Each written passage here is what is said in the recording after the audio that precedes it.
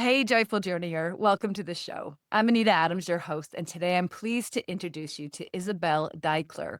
Isabelle is a wellness advisor, fitness and nutrition expert, and co creator of Shakeology and several body programs, known for helping people reduce stress and live more authentically through a grounded blend of mindfulness, emotional intelligence, and spiritual well being. Her spiritual path began at 22 after a devastating car accident left her unable to walk, leading her to heal through alternative medicines, meditation, and self designed recovery that awakened her to the power of the mind body spirit connection. For Mm. over 2 decades, Isabel has guided celebrities, athletes, and everyday individuals in reconnecting with their true selves, cultivating inner peace and living in alignment with their highest purpose. Welcome to Mm. the show, Isabel. Thank you Thank so you. much. Thank you so much for coming today to share your story and your wisdom to give some guidance to this audience. I really appreciate your time and energy and your Thank you so beauty, much. Thank you. this flowing, beautiful energy that you have. For those who are just listening and don't get the benefit of seeing this woman, she literally is glowing, and it's just Oh, lovely to witness. So oh, thank you. thank you. Thank you. That's a great compliment. So let's start with your spiritual awakening story that came as a result of that car accident. Can you tell us a little bit about that? Sure. It's funny when you look back at life, you're always being asked when the thing happened. And I think for most of us, especially as you get older, it becomes less obvious because you start seeing all the little pebbles were just as powerful as a big boulder. So it's funny when I hear that question now, it's like I get it and I get where I need to go. At the same time, I just want to point out that it's really every step and all the little decisions that nobody talks about, nobody notices, but those are internal decisions that you make about who you want to be in life. And those also evolve and grow as you get older. And those are very powerful as well. So that being said, the car accident was I would say I have two areas. First, it was the car crash. It was a car crash. I was told that I was going to limp for the rest of my life. And at the time, I was a track and field assistant coach and a trainer, rehab specialist, sport massage, sports psychology. So being physical and strong was a huge part of who I identified to. And so that was a big no-no for me. And what I learned from that experience is how much stronger I was. And, I always felt that I was an individual that people would say I'm courageous, and I would say, no, I ran away from fear and I would smash into a wall. So you may call me courageous because I'm going at the wall, but really I'm running away from fear. And that was a moment where it was a huge decision that everybody told me it will be this way from now on. And for me to decide that it will not, and then do all the research on my own to rehabilitate myself and to discover that strength in me that I never would have described myself as. So it was an amazing sense of worth and understanding that I'm capable of more than I thought I was capable of. So that was my first big step. And also I became very acquainted with physical pain, with the body, and with its magic. Because as you rehabilitate yourself through these difficult moments, you realize that your state of mind is crucial to your growth and to your ability to get back on track. So I had to love myself enough and against all odds to get myself back on my feet, literally. So that was the first moment. The second moment in my 30s was I got very sick and nobody knew what it was. I was getting more and more tired, unable to work with my clients. So I lost all my clients, couldn't work, therefore was broke, had to borrow money, went from doctors to doctors to doctors. Nobody knew what I had. They wanted to give me an antidepressant because indeed I was depressed and scared. And I said, I'm depressed and scared. Like it's so normal. Like who wouldn't be when you're sitting yourself in a place where you look at homeless people and you think, wow, I'm like a hair away from that. And it's very frightening. That was another huge boulder where I exhausted all medical possibilities and somehow was guided to Koreatown here in LA. And I had these lovely women at the market who gave me a basket full of what I know now as adaptogen mushrooms and herbs and root vegetables and taught me how to cook them. And I would make these thick, disgusting potion. It would take me hours at my place and I would drink those. And after 2 years of getting worse and worse, within 2, 3 months, I started to feel the difference. I also noticed that cooking it, taking my time and creating these potion was also part of the healing. That actually became part of my arsenal to create this shake that you mentioned real quick, where adaptogen mushrooms are a big part of it. So it became something that never left me to this day. And that was my second boulder. And then the third one, I would say that leads us to us talking, is the birth of my boy, where after giving birth, I was 10 years unable to walk. And, I had expected myself to be the kind of mother that would have like a backpack and a kid on the back and hiking mountains. And I was on the floor, unable to even hold my son.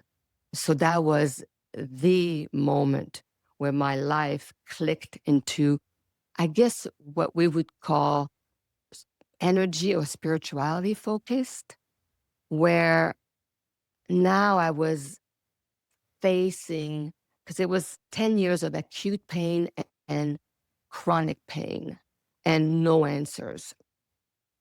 So again, complete surrender. That was the complete surrender where my ego just was, I could not figure out the situation and I could not see myself this way. Because after 10 years, you wonder if that's going to be the rest of your life. And that's when this is when I really tapped into a deep prayer. It was the first time that I really prayed.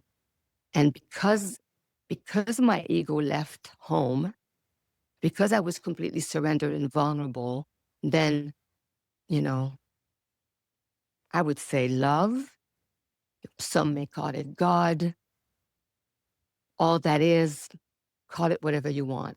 I think it had space now to come in and start guiding me. So my North Star became very different. So I think it leads us to today. I'm hoping it was not too long of an answer. No, it was beautiful. Thank you so much, Isabel. And there's so many things in there that stand out for me. So I love the idea of boulders and pebbles. And I think that's awesome. That's such a great analogy. And it's so true. Like I can think of boulders in my life and pebbles, the little things that have guided me along the way. And it's just being willing to pick up those pebbles to keep going. Something that caught my attention. So the three boulders, the car crash, getting sick, and then after the birth, all of those things cause a real slowing down, I think. So that's what I'm hearing is it instigated the slowing down of life, which then, and correct me if I'm wrong here, this is my interpretation of the story you're sharing. Because of that slowing down, you were able to actually go inward and find that complete surrender. It almost forced that complete surrender. And I love that you Yes. said the ego left home, and that created the space for you to have that relationship with God, spirit, higher self, whatever you identify with. I also really like that you said cooking became part of the healing.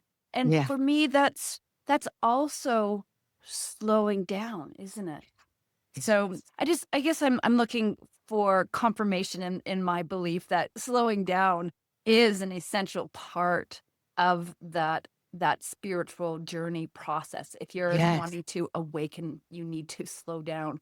And this Yeah. message is so important in this day and age where we are constantly rushing from one thing to the next, constantly pushing, striving, trying to do more.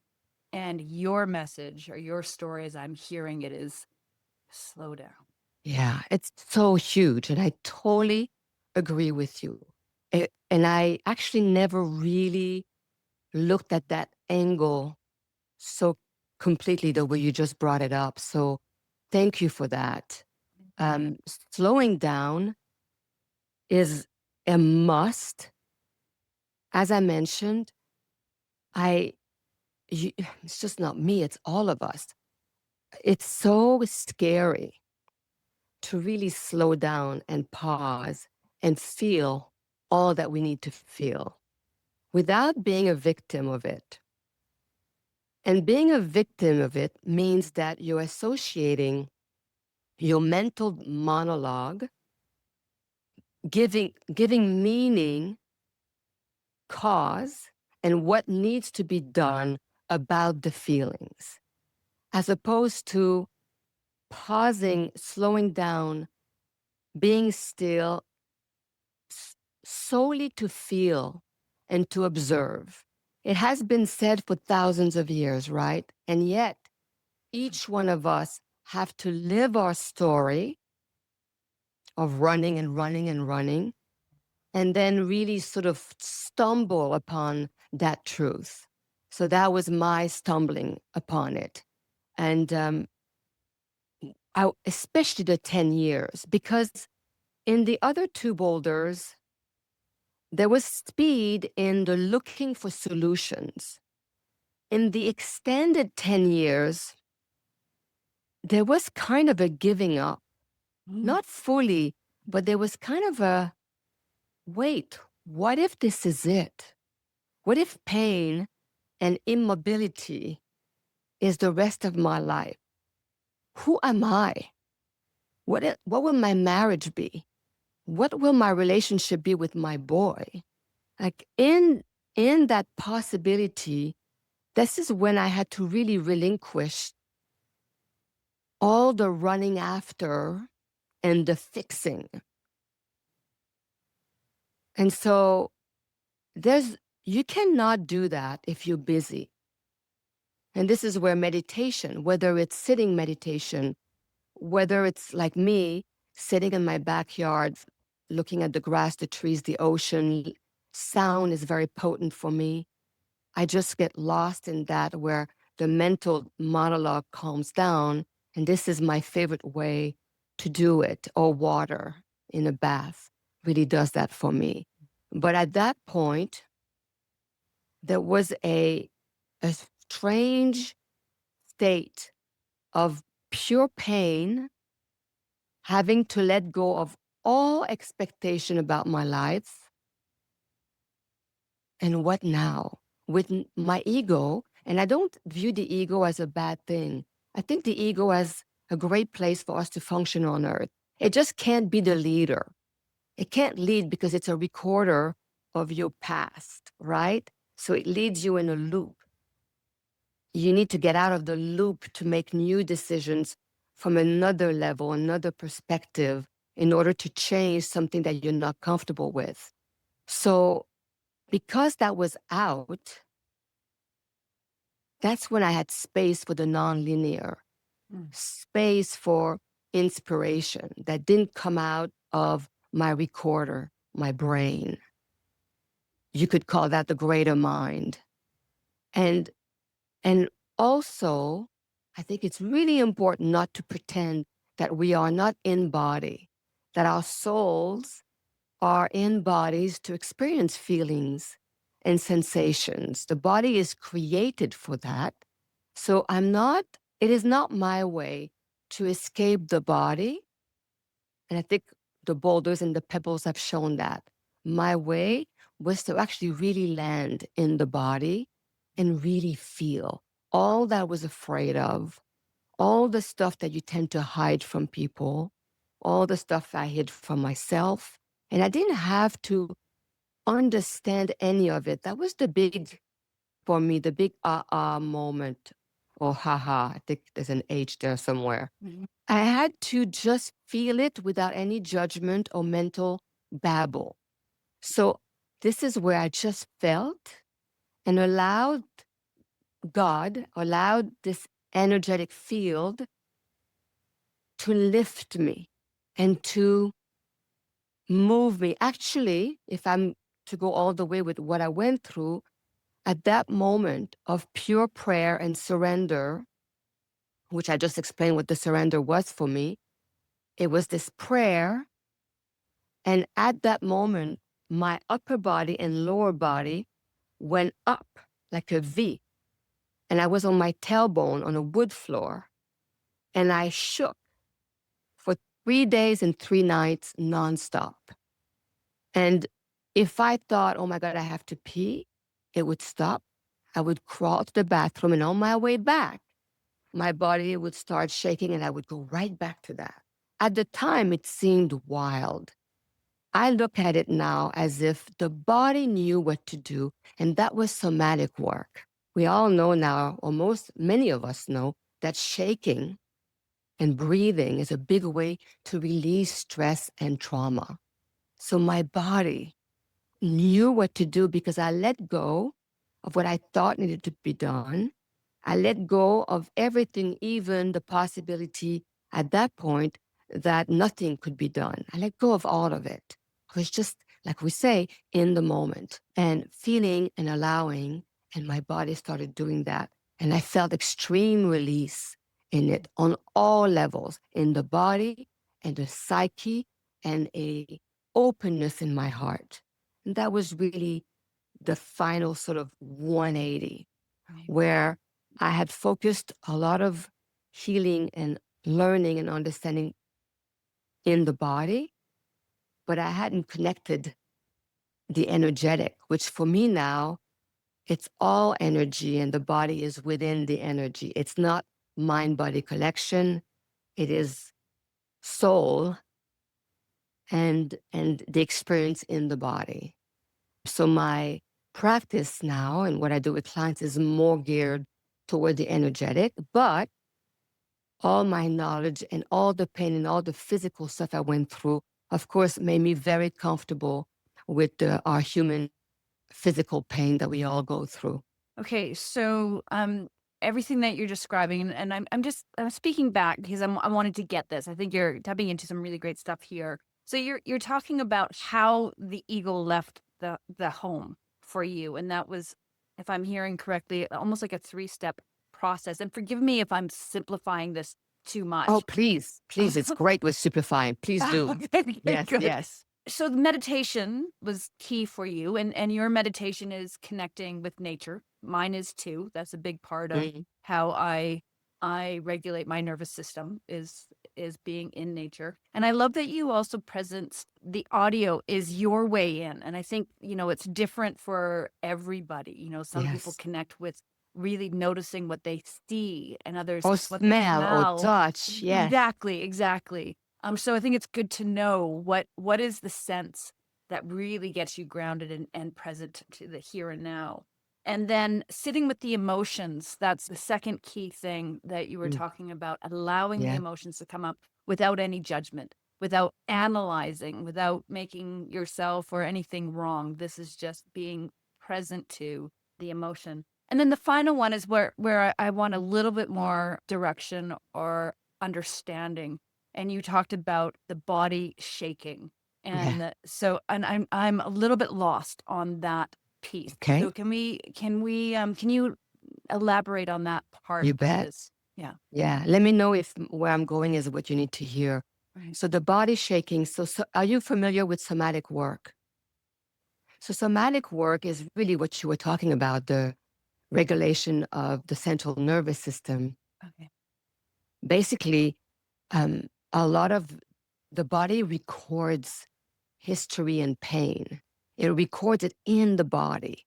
So there's reaction, let's say to make it clear, if somebody slaps you, it's not only the cheek that will feel the pain, but the entire body will react in a tension in a certain way that will be different for everybody. And that will be recorded and kept. any kind of long, let's say if you're in a terrible marriage or relationship, for me, it was also, years and years of physical trauma, the body being pain a lot. And I pushed my body hard. If you're 20 years of unhappiness at work, it's not just what you would say, like you're psychologically or emotionally unhappy. The body participate in that. It becomes its default, whatever way it responds to that stressor that it's not happy with, it will collect it in the fascia, in your ligament, your tendons, your muscles.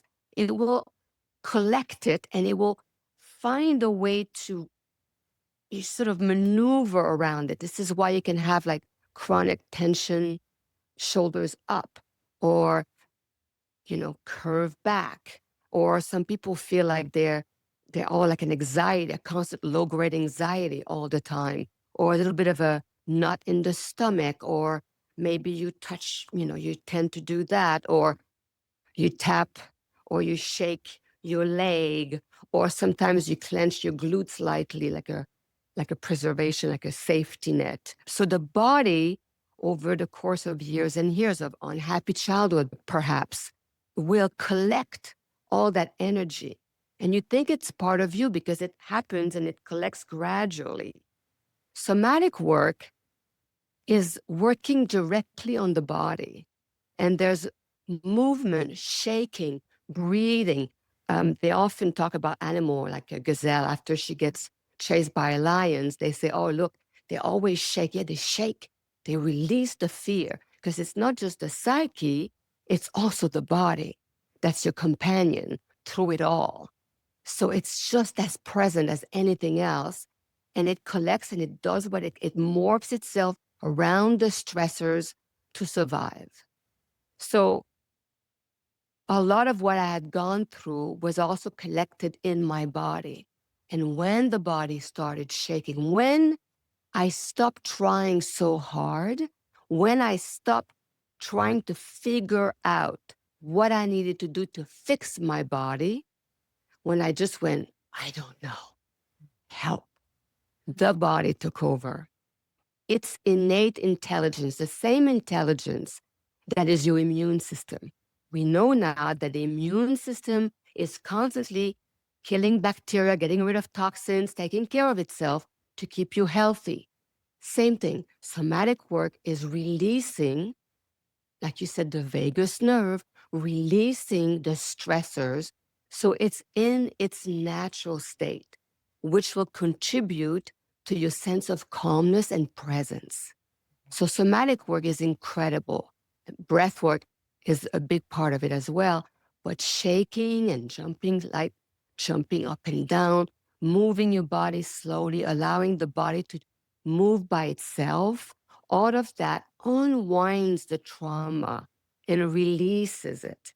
So that's what was going on when that happened. Okay. So I didn't know anything about it at the time. Now I've grown after decades and I understand that what I felt was extraordinary. What the heck is that? It was the innate intelligence of your body. You are born with that intelligence. We rarely tap into it. So let me ask you just a quick clarifying question. Did your mind go, I need to shake? I need to just, No, no. So zero. okay. So it was just your body Yeah. that, I didn't know. I was like, what is happening? right. And did you say that that went on for 3 days? Yes, 3 days, 3 nights. 3 days, 3 nights. Yeah. Wow.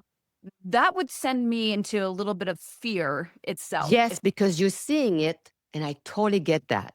You're looking at that statement and you're analyzing it with your mental mind, with your Exactly. thinking mind. We don't do that, right? That something's what?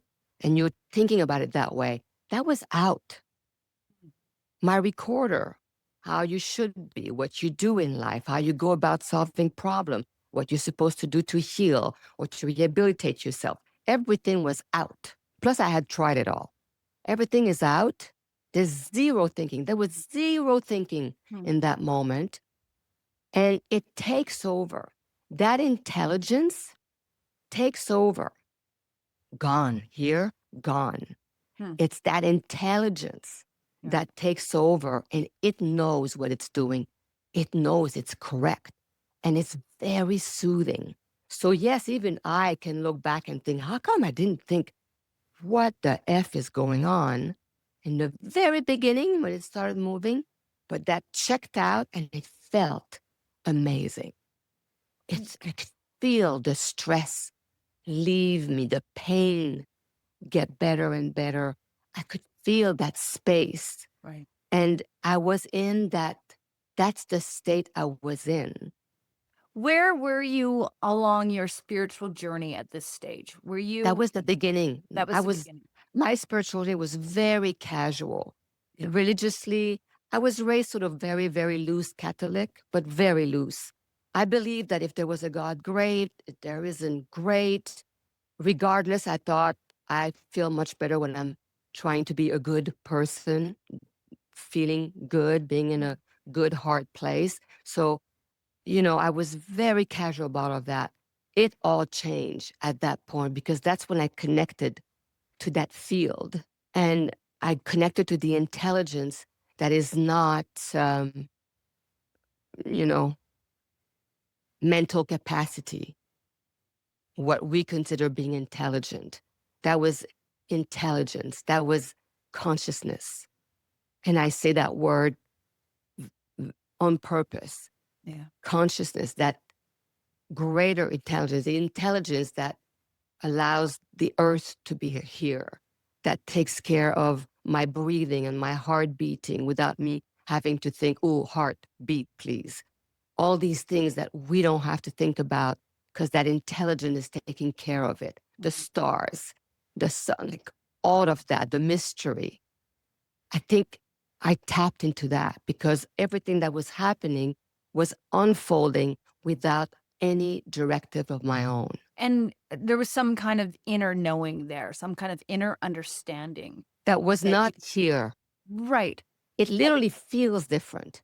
yeah, no, I know Yes. it. I know what you're talking about. And trying to put words to it is challenging because that's the intellectual, that's the mind wanting to understand, right? Yes. And Yes. for the purpose of the podcast, I really want to try to share the experience and guide people so that they can understand this a little bit I more really intellect. appreciate that. Yeah. Yeah, That's yeah. really helpful. Thank you. Yeah, and for me, so what really comes up for me is this notion of trusting. So Yes. there's trust that is happening in the process. And And it happens automatically. You don't have to work at it.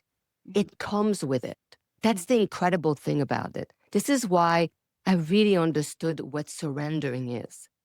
When you truly surrender to that moment, all the stuff that you have to work so hard and put sticky notes in your house and trust and have faith and love yourself, in that surrendering, in that moment, all of that was just naturally there. yeah, This is when, for me, it was we are innately all that good stuff. yes. Yeah. I find this conversation really interesting for a couple reasons, and primarily because this is the same conversation that is coming into my presence a lot lately. Mm, It is this idea of really truly letting go of the striving for something, and it's really about simply, and there's nothing simple about this, being here, being present, being tuned in to this amazing, miraculous body that houses our soul, that's all part of something much bigger, and that's tapping right. into that higher vibrational frequency That's and right. And letting then go ahead, and I please. was just gonna say, and letting go of the trying to do instead of Yes. just being. Right on. Yes. And let me add to that, that I think it's very important to understand that that doesn't mean you have to sit in a cave and meditate for 10 hours. For some people, that's the path. But for most of us, you still have to go out there and do all the things you need to do. It doesn't require time as much as it requires quality. Mhm. So, yes, there are techniques, and yes, there are places you can travel to that may inspire you, but really it's available for you here and now. This body, you, all this is equipped with all the tools you need to get to those moments. This is why just taking even 2 minutes several times a day, where all you do, you don't even have to go learn a class about breath work.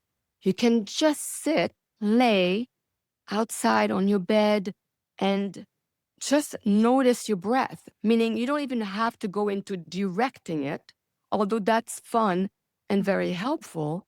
You can simply breathe and just notice your breath. Just notice it. That's it. If you do that for 2 minutes several times a day, what happens in that moment is you learn to surrender in an unprovocative way. The ego will try to tell you you don't have time, you don't know how to do it, you're bad at it, it's stupid, doesn't do anything. You encounter all that thinking, right?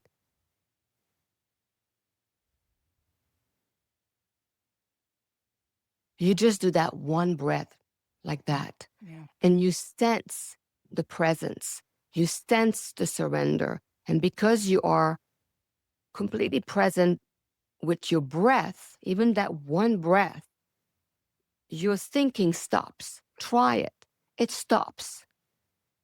And so I like the accumulation of very short moments of that one breath, let's say, not even 2 minutes.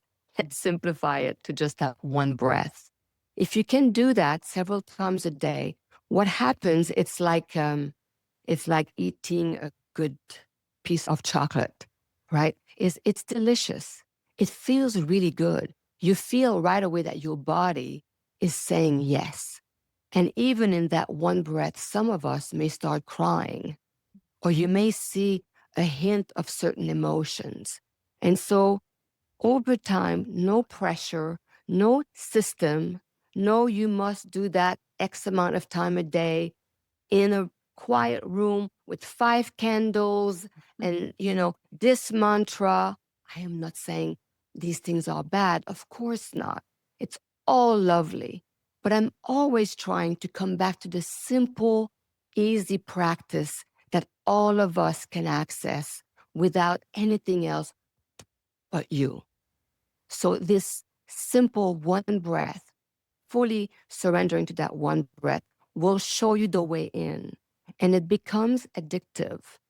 It is delicious. And you may decide to take 2 breaths eventually.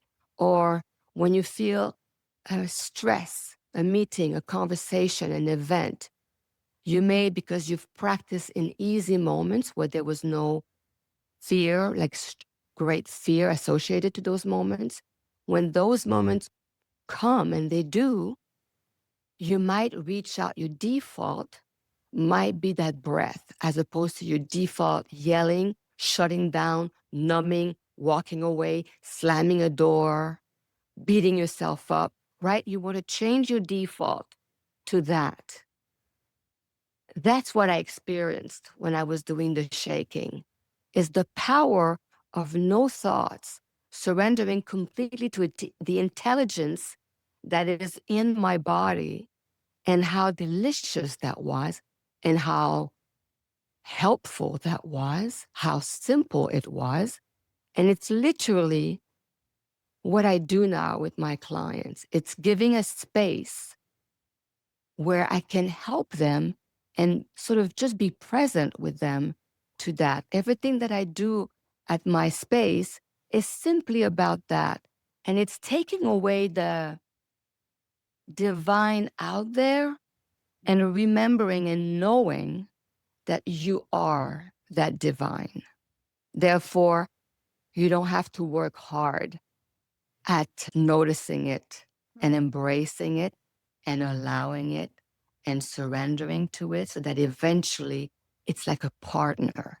It's like, oh, everything in my life is easier when I inch that way as opposed to that way. So going back to like slapping someone, right? You get upset in, that's a big moment, but I want to make it big to make it obvious. You slap someone, the consequences of that, maybe they slap you back, maybe they yell at you, maybe they run away and they tell the whole neighborhood and your friends and work that you're an a-hole, so on and so on. That's the consequence of reacting through that fear-based emotional reaction, defensive. If instead you took that little slight moment and you said, perhaps I apologize, I see that I've upsetted you, I don't understand why you're angry at me. This is really getting me angry. I need moments to, can we take an hour off and come back to this conversation? All the other response will, of course, create a different reality in your future, right? This person will not participate with you at creating outcomes that will make your life more difficult.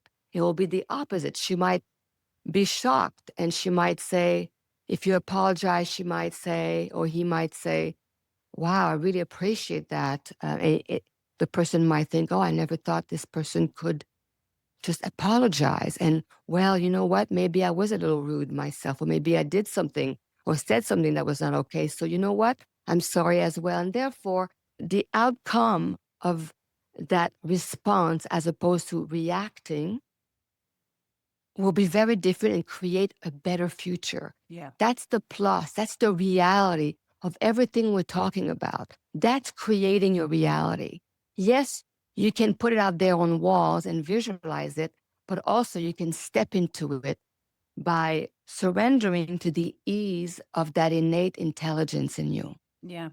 Did that make I sense? it oh, 100%. And I wanna highlight, a couple things that you said. So, the the simplicity of the breath, the one breath, and what that creates is a couple things. First off, it creates response instead of reaction, and Hmm.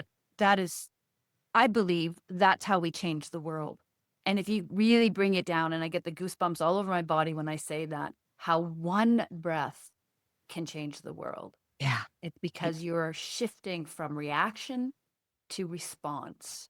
And to add to response, it's because you're making space. Mhm. And in making space, you can feel, but what happens is you're kind to yourself, right?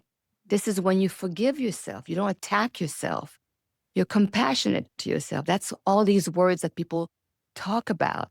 You don't have to intellectualize it and have a technique for it. If you take that breath and you respond and you pause, it's because you're allowing enough kindness that you give yourself the beat to feel and to be with yourself. Right. And you can do this anywhere, anytime. Anywhere, And anytime. you don't need any special program.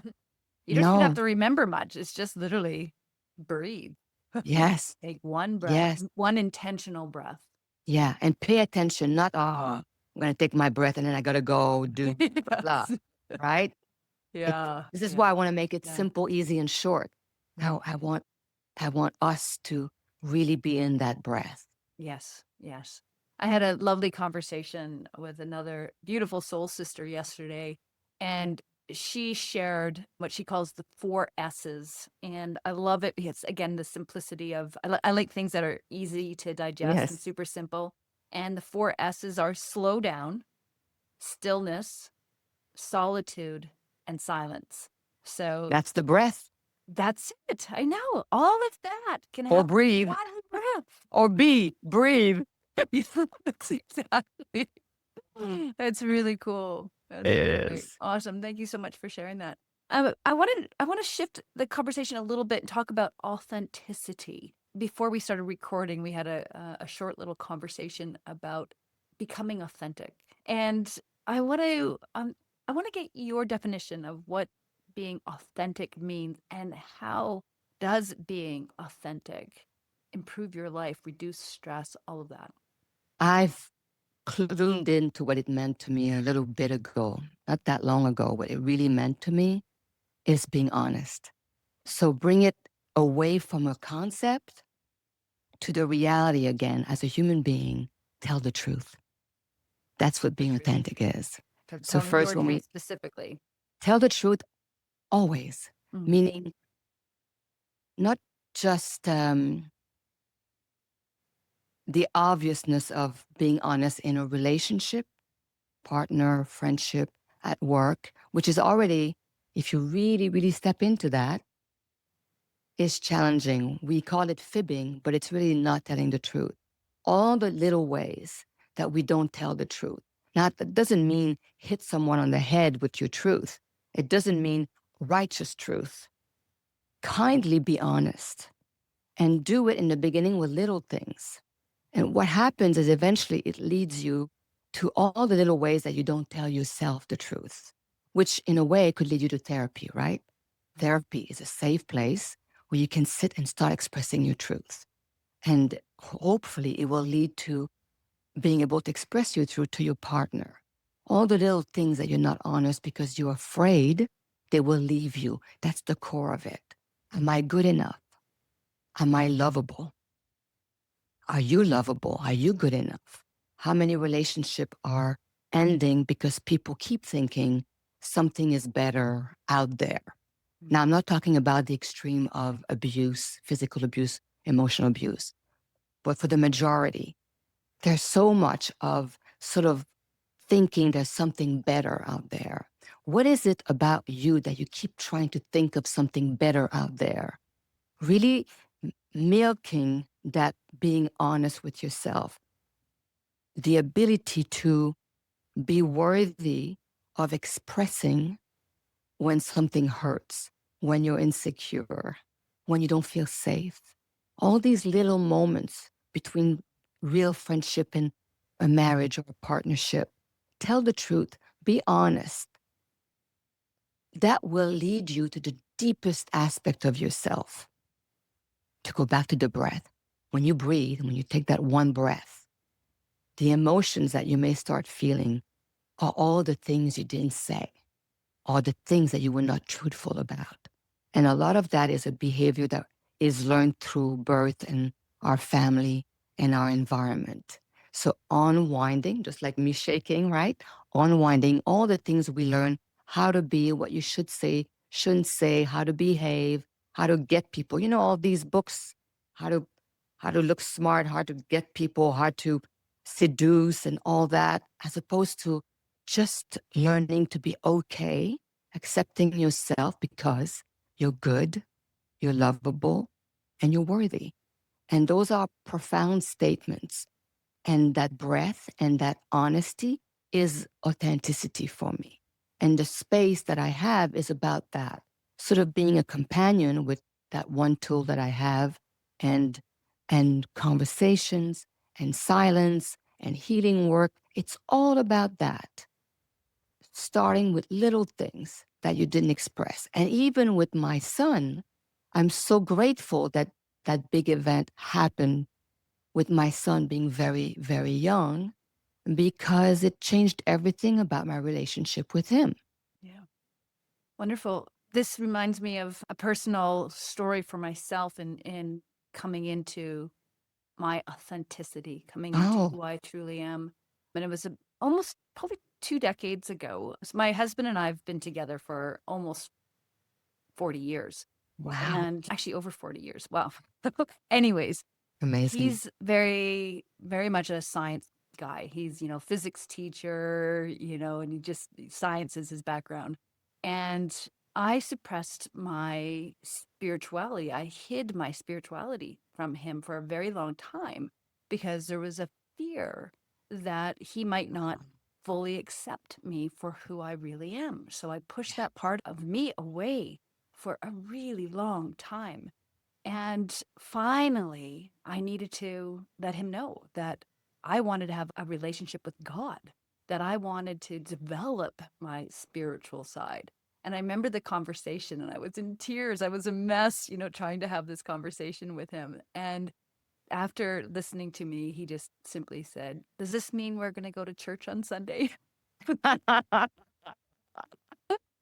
Church has never really been my home for spiritual growth, but I just loved that he was so willing to be on that journey with me. Yes. And our relationship has deepened immensely Yes. because I am now really who I am fully, and Yeah. sharing that with him.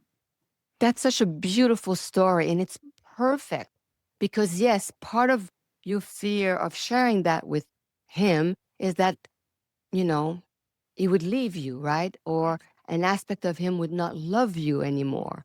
So we have all these concepts and we don't share. And look, all that time, and look how easy it was. And now you're telling me it made everything better. Yes. And it's usually how it goes. So Yeah. we create a lot of challenges for ourselves, hiding with the false judgment that it's not desired, that the others do not want to know that aspect of ourselves or do not want to deal with it. And actually, it's the opposite. When you sincerely and vulnerably share those truths and kindly share those truths, it's rarely not welcomed. Personally, I've never seen it not enhance whatever was there. Yeah, it's perfect. Thank you so much. Isabel, is there anything that you really want to make sure this audience walks away with understanding, or something for them to think about in their life? All you need is your time, your breath, and giving yourself permission to be, to feel, and to express. And it doesn't have to be 5 hours a week. Like all the things that could stop you from starting the curiosity and the investigation. Let it go. Like I said, be, breathe. Beautiful. Beautifully said. Thank you so much, You're so Isabel. welcome. And we will include your contact information in our show notes if anybody wants to reach out and check out your website. Do you want to give the website address right Yes, now? Yeah. thank you for asking.